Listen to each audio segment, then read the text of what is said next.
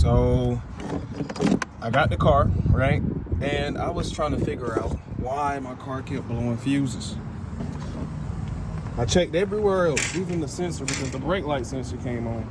That don't even have to be attached, right? So then I came around and I said, you know what? I don't see any burnt wires, but I knew I smelled something. I looked over at the map sensor. Here it is. And look at what happened. So now I just gotta rewire this together, undo the battery first, rewire this together, and then we're gonna test it and see what happens. But the fire only started right here from what I can tell, and I'm gonna get back with you.